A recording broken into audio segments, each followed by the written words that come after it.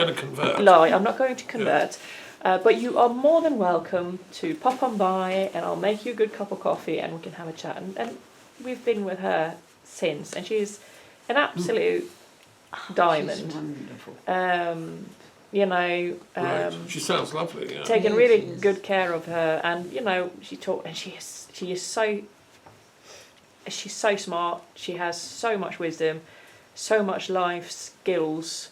The way she even writes things, we text all the time and call and everything, and she's absolutely amazing. Right. So But- you found her a lovely person. Absolutely lovely person. I've And never found a Jehovah's Witness who isn't. No, I mean, exactly. But what sort of like what I know, Mark we talked a little bit about him, and like he says as well. When you read it, like you get this leaflet. It's like you say, it's about peace, but it's about community, taking care of each other. And they say, and the same as they did use the same as Islam, I think, which is also Yeah, the brother and the sister. yeah. You look after the yeah, Ummah. and I think that now is because communities are Falling apart. So people are looking for that community, for the brother, the sister, the taking care of, for a future. Because at the moment we have a, you can even look at the politics, Putin, Trump. It's about power, money, dividing, controlling, so I can have more. And we are pawns. We can't really. Sure. We can't do anything. Destructive capitalism It's unleashed against the people. exactly. One might want to call that. Yes. And it's quite. No, and so heartbreaking. these things like Jehovah's Witnesses or witches and druids, people I've met, are part of the resistance in their different way. But so are Catholics. I've met amazing people in all the boxes who are trying to, as you say, build community. Let me move on to the next one. I'll do the Radhaswami one because that's a good example. That's the one you had. This is it's in the New Religious Movements, 108. It's a sort of branch of Sikhism. Sikhism is the 111 and 112, but it's a slightly unorthodox branch of Sikhism. Was an offshoot. So Sikhism grew in the Punjab in northern India with the teachings of Guru Nanak, who tried to reconcile Hindu and Muslim in North India at the time of the Emperor Akbar. And the word Sikh simply means a student, a seeker. And it's still going, and I've met many Sikhs. I've been to the Punjab and been to Amritsar. But from time to time, charismatic spiritual elders appear in that community who sort of revamp it. And the Radhaswami movement, which means the song of the soul, Son of the soul. the song The song of the soul, is a sort of revamped version of what we could call theosophical Sikhism, if you want. Every soul has a frequency. And it's subtitled Sant Mat, which means the path of the saints. And I've met, practitioners of this tradition who have, there's quite sophisticated teachings. They are trying to integrate the best bits of all, particularly Sikhism, Hinduism, Islam, Sufism, aspects of Christianity. They believe that God's activity is best understood through sound, and that everything in life emits a sound, vibration, which when you are sensitive and you train as a Satmat devotee, you can tune into and hear. And you can, every soul is singing its own sound. Their own frequency. It's frequency. Yeah. Unique. Yeah, and God is the master orchestra conductor of us all, trying to harmonise all those sounds. And when you fall out with somebody, or you stop being friends, or you Disharmony. get disharmony, it's because the sounds have not gelled. And so what Satmat people do is they say, okay, sit down, meditate, They do a lot of meditation. Yeah. Tune into the inner sound frequencies and try and harmonise between those two people fighting or whatever. That's like when you go to bed and you're kind of in disharmony. in You between. can call that, Yes. and you lie down and you start to breathe, and The peace comes. yeah, Yeah. If you to like. stop this harmony sort of melt into. Yeah, that Calm. beautiful peace place, yes. I chose Yeah. well then. You did, it's a good one. And I've got some of the books here that I can, if you're interested, you can look at them. There's probably about 500,000 people in the world now that follow this tradition.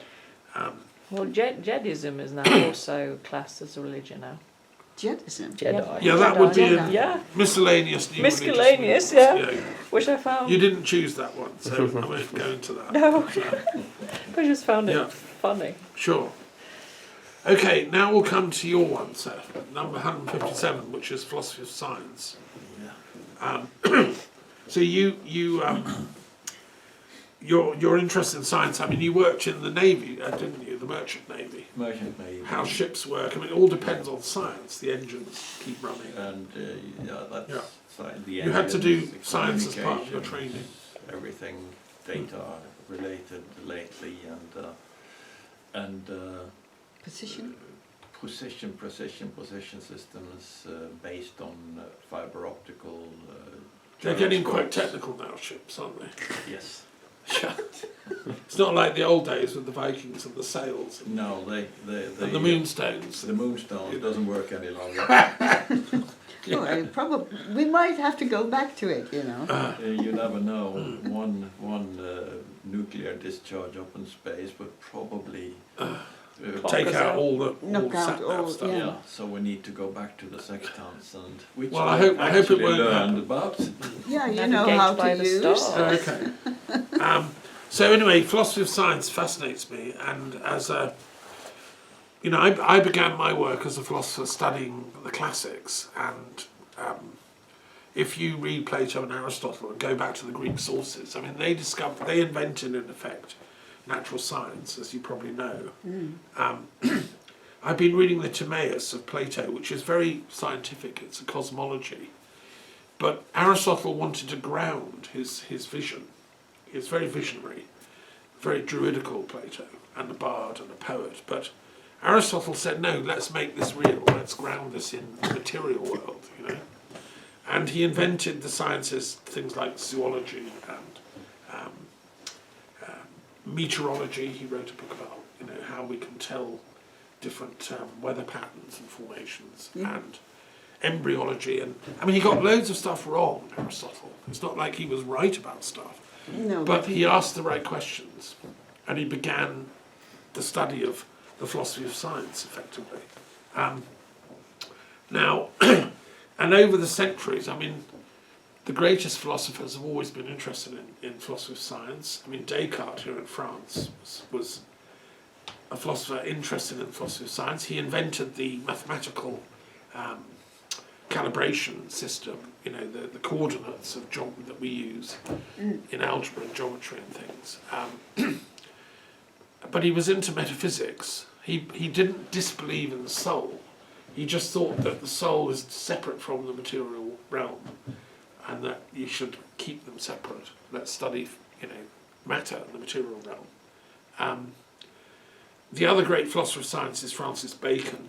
You've probably come across him in England, who was actually a friend of King James, oh yeah. and wrote a very famous and important book called The Advancement of Learning, which kick-started the scientific method, which led to the founding of the Royal Society. So, in the 19th century, I think, the 18th century was the time of the Enlightenment. People really took science seriously. And in France here, in Paris, the Académie Royale, had scientific experiments going on. The kings were interested in what was going on because they thought science could help their power. They saw science as useful for military stuff. As kings do. As kings do, and So they wanted to build better fortifications, better cannons, better ways to invent To kill. effectively. Well, no, to defend your nation against the enemy. That's what they say. But it is to kill. Well, sadly, yes. So That's just a unfortunate part of Collateral human nature. damage. Yeah. Well, it's part of the Collateral story damage. of humans, isn't it? Yeah. War. And so there's been a correlation between the evolution of warfare and the development of science. Sadly, right up to the invention of the internet, which was a military intelligence thing. So, as a peace scientist, I'm trying to say to our scientific colleagues, less with the war fighting of science and more with the peace building of science. And it's a very difficult conversation because most scientists go for military paid jobs, they work for the Pentagon, they work for the MOD, and there's no money in peace. I hear this constantly from them. Yeah. So that's why I'm trying to build an Oregon, so we get some money from the peace community using scientific tools. There is also a connection between the civilian scientists and the military scientists. The Well, yeah. military, because It's an opening. at the end of the day, the military scientists, their findings and their discoveries will welcome humanity, as you say, internet wars, intelligence. Yes. I mean, the inventors of the internet probably Yeah. didn't realise how divisive it would be, the internet. And we've now got these cyber wars going on all over the place. And, Yeah. Also military is, That's a new type Yeah. of war. Yeah, but also So- it's based on mistrust. You have to make sure that you have the best weapons against another country because that country might come and take you and so forth. This yeah, so it's an technology ever-escalating exactly, and upward spiral towards mutual destruction. Yeah, and Gorbachev but the and, other one that scares me the most is biological. Biological weapons, because we have some friends in the military in the UK, and I was one of her. She used to work in the RAF, a dentist though, but she had a friend who worked as a biological engineer in South England. And at the moment, they were actually splicing Ebola with Malaria? Like creating biological weapons. Smallpox. Smallpox. Smallpox. Yeah, smallpox and Ebola.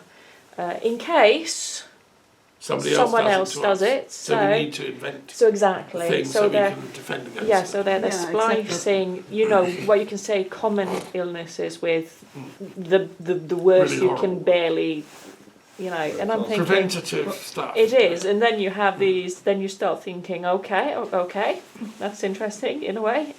It's a fine line, isn't it? The ethics of It that. is, and there It's is very no, fine. but there's also no that one of them could get this. There is no sort Sure. of guarantee that it doesn't come. And also, Yeah. I get a little bit like obviously Siberia is melting, and there are viruses and bacteria we haven't Coming out seen of for the 200,000 Yeah. years. And they're like, That's oh, more this is worrying. interesting. Let's bring it in. Let's shove it. I'm like, can't you just Well, leave it, please? I mean, I just want to They live. found a small worm that's been frozen for 46,000 years. They found a yeah, worm. and Is then it alive thawed. again? Yes. They thawed it out. Yeah, and they didn't expect it to be alive, but Was it is. from Siberia? Or Yeah. where? Ah. And it's alive. And Ah. they melted. It's melted, and they heated it up, and it started growing. But you hydrated. can't see it with your Oh, it's yeah, tiny. you need It's it's like a tiny. microbe, You yeah. need a microscope, but it says something about the how things can survive. Ah. And then you can think about Mars. If Mars has at one point been barely habitable, there will So when be it comes to science, I think organisms there. sometimes things could just be thought about, and let's just leave things Sure. thought I mean- frosted. I think I was having this conversation with someone recently. I can't remember. I don't think it was a philosophy club. It was somewhere else. About are there certain types of knowledge that one shouldn't pursue? Yeah. I mean, science is just a word for knowledge in a systematic way, but are there certain types of knowledge we shouldn't learn about?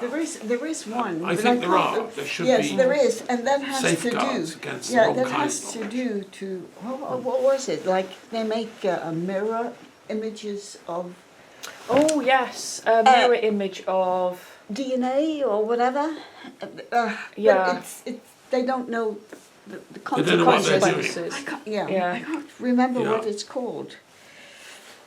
Which I also thought, yeah, But because they that could be. actually that the end have of already humanity. even the Crossing the line. yeah, Yeah. no, the scientist that has looked and tried, and it has to do with bacteria Mirror, yeah, because mirror. they're looking for Uh, cures really, but if they make mirror images of bacteria or whatever, there won't be any cure because because it's our body won't recognise it. ah, But the consequence of the bacteria or virus okay. will be the same, but it won't be curable. And they're doing this because they're afraid the other guys No, are no, doing no, it. no, no. No, this is just to try and- This was out of Curiosity killed the cat. yeah. So I think, let me But just that sum up. has been No, stopped. that's very interesting. I just want to sum up here. The philosophy of science is very important, and if you look at the history of it, it's in the Islamic world, science was taken with great respect, and there have been great scientists like Ibn Sina and others. Often it's closely related to medicine, so the development of chemistry was important. I think knowledge is very important to pursue. It's kind of like witchcraft. There are certain things one shouldn't do with that knowledge. Like black witchcraft is wrong, so is black science. And I had a dear friend of mine called Professor Cedric Smith of University College, who was a mathematical geneticist. And he appointed me to my job as coordinator for the Institute of Peace Studies at the University of London. We were close friends.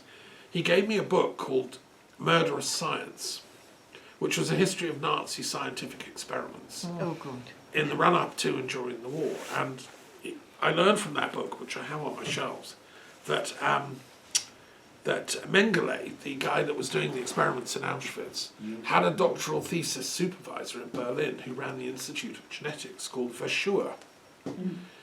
And Verschuer, after the war, got no punishment. He wasn't even arrested or anything. He was so high above the kind of soldiers that were running around rounding up criminals. He was just, but he was the guy running the experiments through his student. And Verschuer survived the war. And Cedric met him at a conference of scientists discussing genetics. And Verschuer was rebranding himself. He was one of the thinkers behind what we call the Human Genome Project.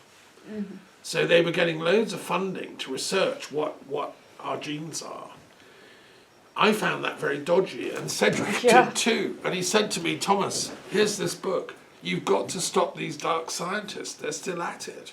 Yeah. And they're doing crazy stuff. Things they shouldn't. You've got to get our Peace Institute running.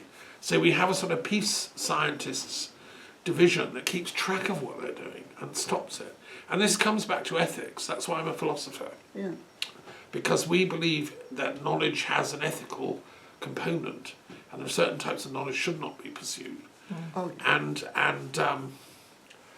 you know, I think that philosophers of science are important, but they should, with the rush to delegitimize philosophy in academia and to promote natural science and mathematics and hardcore science, there's less space to talk about ethics, and that's worrying for the planet. If we shut down, especially, you know. if we shut And down this- all the philosophers, then Yeah. you know, like, This, There's the a one I problem. mentioned, they have stopped, as far as I know, they have stopped it, but I don't know if. But the well, other if you it's hear of out any there. dark science, let me It's know. out there, yeah. I'm on the job. It's not dark science to start is with, but pretty- it can be picked it up can be, Yeah. and by be dark used. science. Well, if human But that's nature another thing. is not educated to know the difference between right and wrong, that's what the fundamental task of ethics is, Yeah. and philosophy. There are certain things that are right, Yeah, but even and if then you, there are things that are wrong. but even if you and are one doesn't told do that. what they know what's right and what's wrong. Well, I think but if we got to they're deconstruct corrupt- the they. Exactly. It's us. It's all of us, right? Yeah. it's us doing this, and we have to become educated. Yeah. That's why I always told my kids if they want to study with me, they have to read at least one gospel and one of the dialogues of Plato. Just go back to basics to learn this stuff, you know. But anyway, that's very interesting. Thank you for that. I hope that was fascinating. I need a toilet. Do you have it? Yeah, outside and just on the left there. There, and Yeah. then on Yeah, the on left. the left. Yeah, there's a little room there. I've had coffee. Yeah. And you might want to grab a glass of water on your way back from the kitchen. Right. Okay, meanwhile, let's move to the last bit of the Philosophy Club. Let's do our tarot. Because that's important to see what the gods, what light they want to shed on this story. So what I'll do is I'll hand them round and just choose one. So I'll hand the pack, you choose one, then you hand it to Mark. We go around like that, okay. So this is really asking what kind of higher wisdom can we draw on to guide us through this complex life we're all living? Yeah. Jag räcker Lisa, kan jag få låna telefonen? Okej. Jag har inte tagit min med mig. Right, you go next. Just choose one. Så jag får ha Lisa with that. Yeah, yeah. I was going to choose that one, but Okay. it disappeared from me. Voila. That's just one, right? That's Yeah. two. Is it two? That's definitely two. Give me one back. There we are. Right. She's working at casino. Ah, Okay. Did she find the light? There's a light in. No, she didn't. Ah. But she's using my phone. It's fine. Okay, there is a light there. Okay. Right, do you want to do the same to our friend? I'll just. She's all right. She's got a light. Yeah, yeah. Okay, Be fine. good. Ah, And then you have to do the same for me. yeah.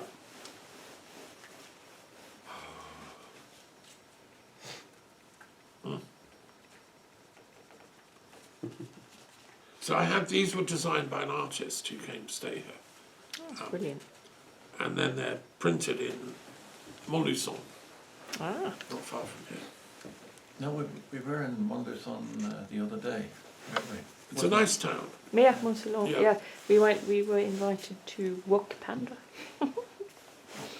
which was the one who was our interpreter. Okay. Had a group of people and So wait till your mum comes back, and then we'll offer her one as well. Right. Okay. I want to You've see the chosen old one, part. right? Yes, I have. I do. Yeah, I want to go to Mon, and just look at the history. I love history. I Yeah, love there's old the buildings Castlesworth and yeah, the old city. The old city. That's where I just want to. Yeah. It was really fun actually because I did art history in art college, and you know, being 16 and 17, you didn't really you went into town and you did things that you needed to do and you went home. Yeah. And then I remember my professor. She said, "Okay, I want you now after class. I want you to go into." This is Bergen. Yeah, you're going Bergen. up. Yeah, and we were actually being taught about architecture and obviously the vast difference of architecture in Bergen because it's been an Hanseatic city, it's been. You know, designed within German architecture, Belgian, British architecture, and then the old Norwegian wooden tiny houses in little, you know. So, Yeah. and after that class, actually, I went into Bergen. And you saw it all differently. Completely, it was a completely different city. You know, little, you know, designs and that you've never seen. It was beautiful. So every time, obviously, I go now, I see all the different little architectural gems that you can find. I absolutely Yeah, love it. no, and Montluçon's good for that because it's got some good art. They had a lot of the history architecture, as yeah. well. And some of these gargoyles you can see and different statues you've taken, Sure. and you think It's wow. fascinating stuff. Yeah, yeah. It is. It's Okay, really- let's. If you put them down, then we'll wait for your mum. But let's start. If you want to reveal your card, let's have a look what you've got. Okay. 13 per run. Yes, the 13th card of the tarot is is a Slavic god, and it's a major arcana, we call it. So that's one of the heavy boys. And Perun is stands for the card of death in the tarot. So it was interesting. I was designing this card, Where and do I find the water to pour down the toilet? It doesn't work. Sure, just leave it. I'll do that later. Okay. Okay. Yeah. I've only had a wee, so. Okay, so Perun is like the card of death in the tarot, and I was doing this card, designing it, and working with my artists when Putin invaded Ukraine, coincidentally. And Perun is like the Slavic god of. He's like the equivalent of Zeus. He's the top male deity. And don't forget, this is a male tarot deck. And unfortunately, Putin and the Russian army are sort of doing the Perun. They're defending themselves, yeah. They think they're working God's will. Yeah. You know. There is quite a big revivalist community in the Slavic world to worship the old gods. I personally think Perun is better not evoked as a war deity, but as a fertility deity. Because in fact his real duty is to protect the women and the children, to protect, as a strong male deity, the goddesses, and to enable the whole community to live in peace. There are sites to Perun that have been found. Novgorod, the old Viking capital of North Russia, had temples to Perun. They called it Holmgard in Novgorod. And I think the Vikings and the Slavs kind of respected each other. They were both strong types of peoples. But what's interesting is that the supreme god of the Norse, Odin, was a god of wisdom.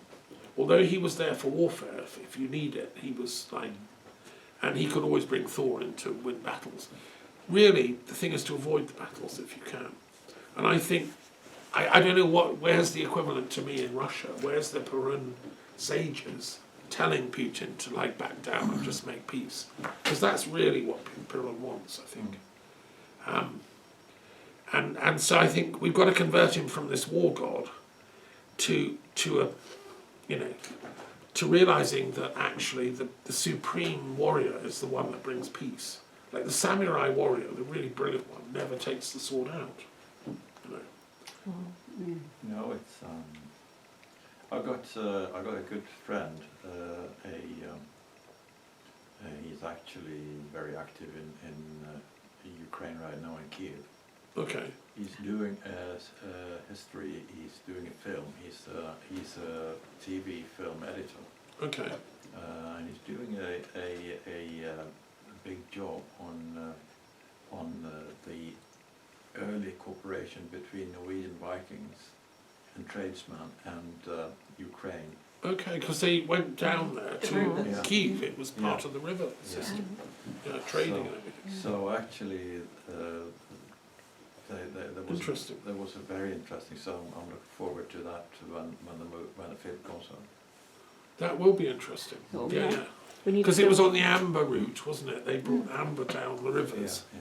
to trade. Yes. Vladimir I was, who was a king at that time, chose a Viking in Kiev to become a living sacrifice to Perun. So they did human sacrifice in the old days, thinking that's what Perun wanted. But I think that this is one of the reasons Christianity was a kind of Cain, I think, was to get rid of the idea that human sacrifice is the way to be pious and serve the gods. If we take violence out and we affirm life instead, non-violently, I think some people say that, oh, that's terrible because men like to be violent, you can't demasculinize, and the hard right, the populist right that I spoke about earlier, they're all about the right of men to be warriors and stuff. No, I say the true man is a warrior for peace. He's a protector. You know, as a protector, not a destroyer.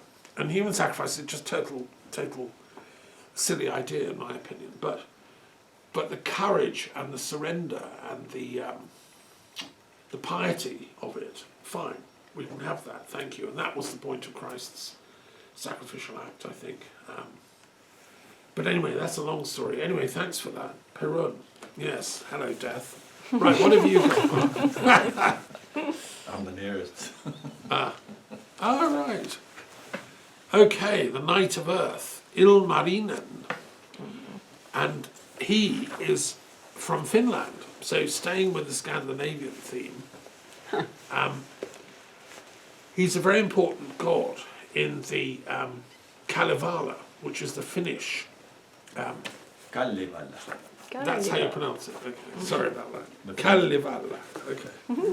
And the Which river- is the oral teachings of the Finnish seers and sages written down from their pagan times by this chap Lonrot, who went along and got it as an oral tradition and then wrote it up.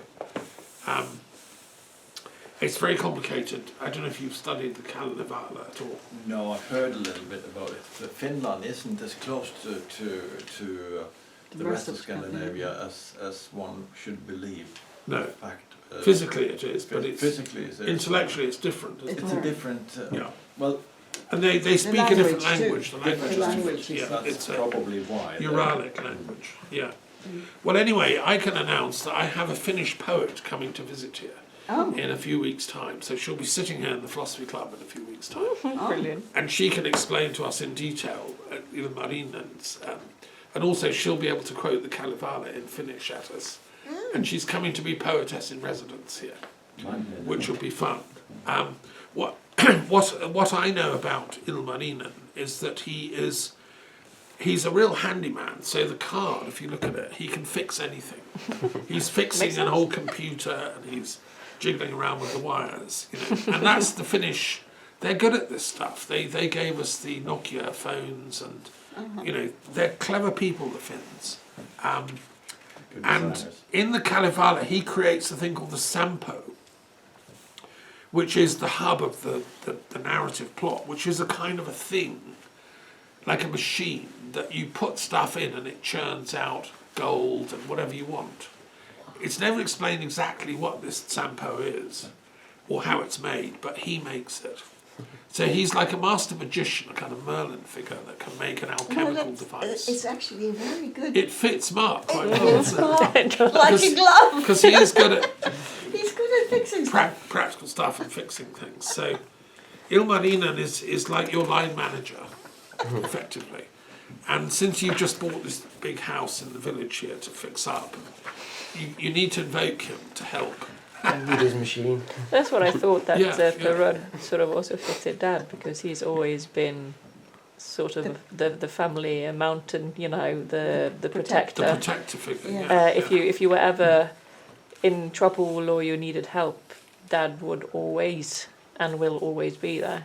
Right. Which- So there we are. We've got good Yeah. correlations. Here. Yeah, but we had a period in our life where we just, when we answered the telephone, we said, what was it we said?